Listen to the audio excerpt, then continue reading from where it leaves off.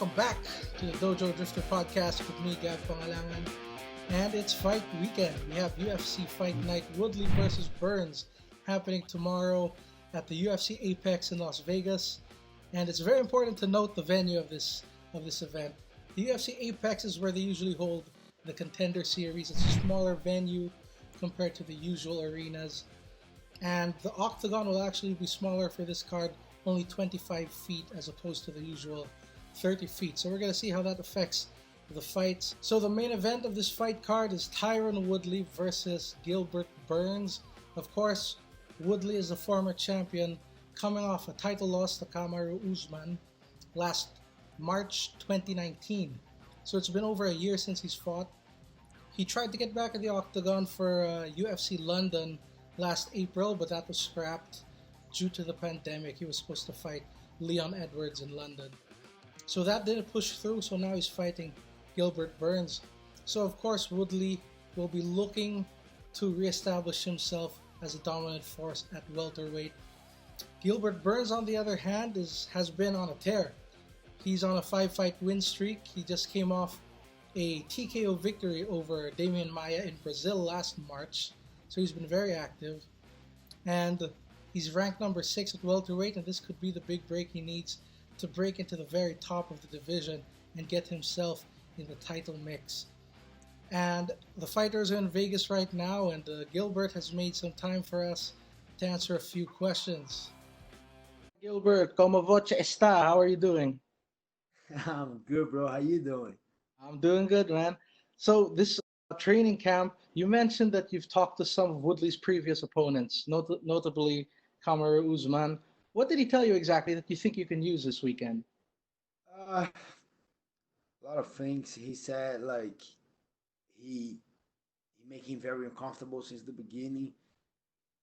He felt he was strong on the early rounds, but then wasn't that strong to the later rounds.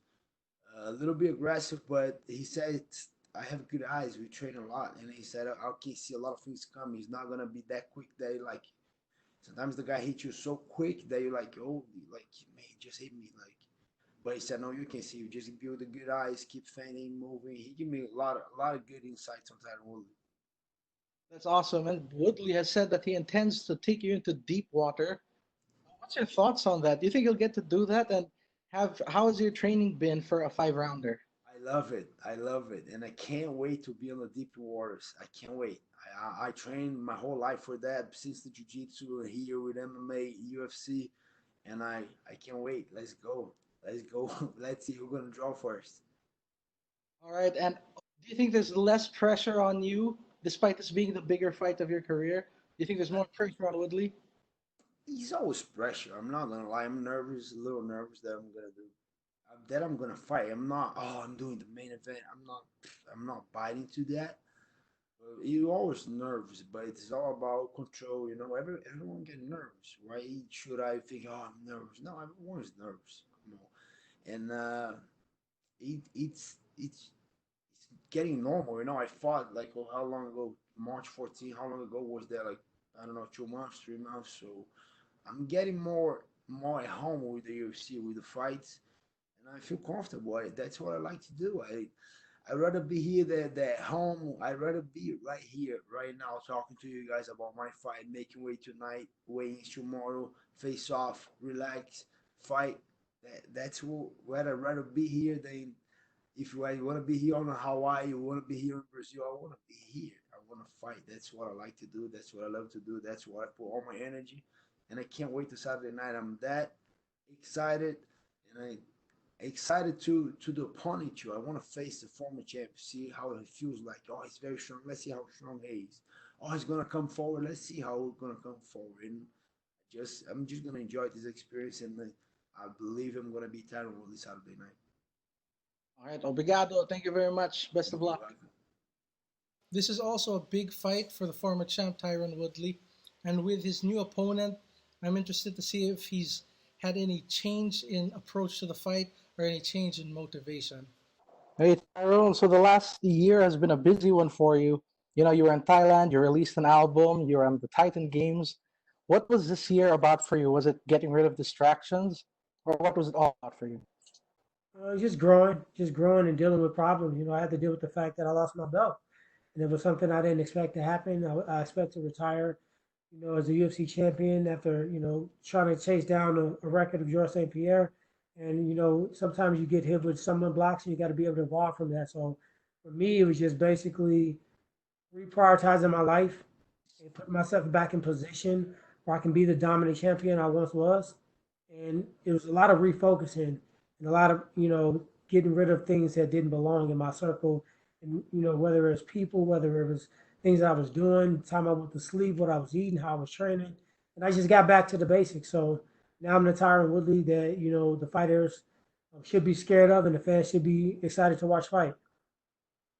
That's awesome. And then after the last pay per view was UFC 249, some people attributed Tony Ferguson's loss to having too lengthy a camp. But you yourself, you've had two camps already, one for London and now this one in Vegas. Was having camps a concern for you?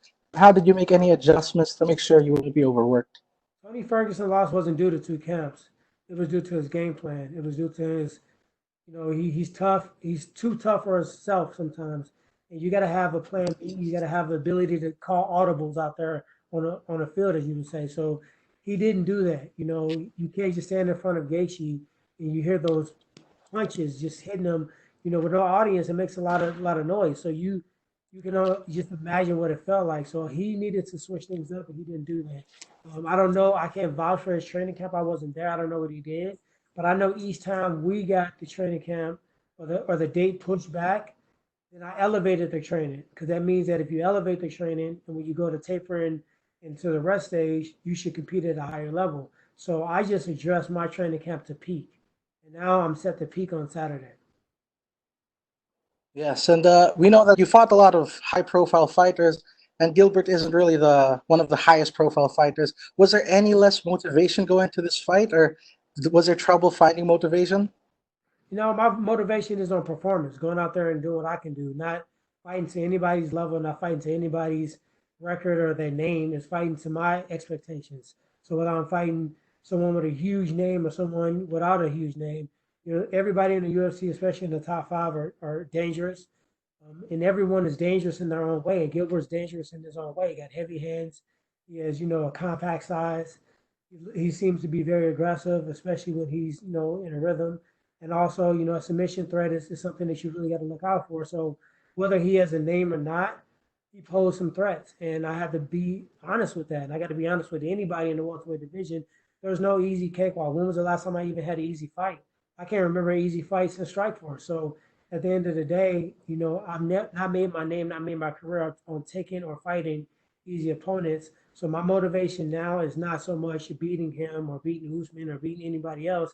It's about going out there and performing. And if I perform, what better thing to do is focus on my performance because if I perform at the level that I'm supposed to, I'm going to beat anyone, everyone all day of the week anyway. So I just redirect my focus to that and that alone.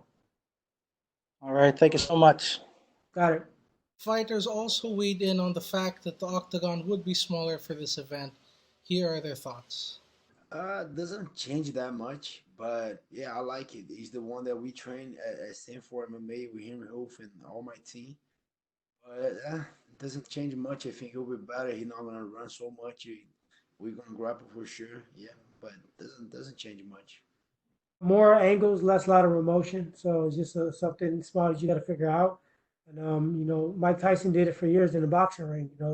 He didn't have 31 foot, but he used angles. He's cut off, used his footwork, and he had a lot of dominant performances. So just using more angles, more cuts, more forward pressure, and that should solve the problem. It is a small cage though.